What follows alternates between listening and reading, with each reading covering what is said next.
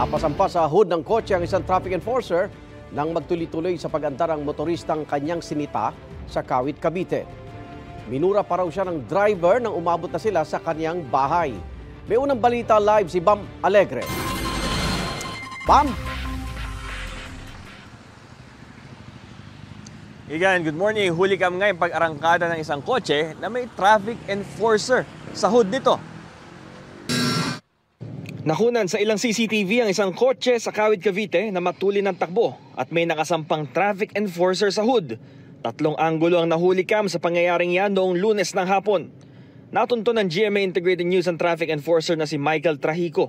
Sabi niya, pinara niya ang kotse dahil may nakagit-gitan daw na motorsiklo pero hindi raw siya pinansin ng driver.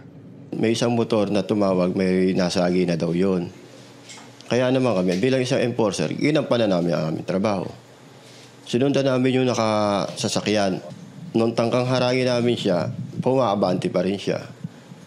Ako yung nasa harapan. Kaya kaysa maipitan pa ako, tumalo na ako sa sasakyan. Kahit nasa hood si Trahico, nagpatuloy pa rin sa pag-andar ang babaeng driver. Sa tansya ni Trahico, 10 hanggang 15 minuto na ganito ang sitwasyon niya. Tila eksena sa pelikula pero totoong nangyari at nalagay sa peligro ang buhay ng traffic enforcer.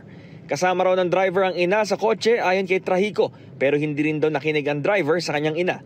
Tumigil lang daw ang kotse nang nasa bahay na ang driver sa kalapit na barangay Wakas 2. Minura pa raw ng driver si Trahico bago tuluyang pumasok sa bahay.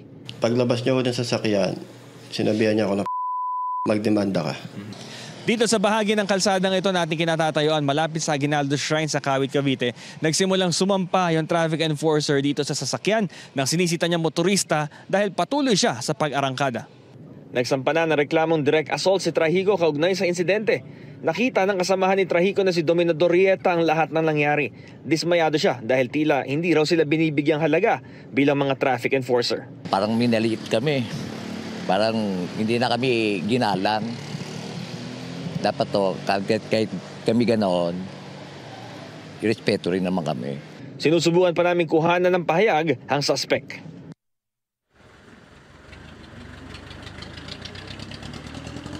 Igan, patuloy ang investigasyon ng pulisya dito sa nangyaring insidente pero tumanggi muna silang magbigay ng pahayag. Live mula rito sa Kawit, Cavite para sa GMA Integrated News. Bam Alegre, balik sa iyo. Igan.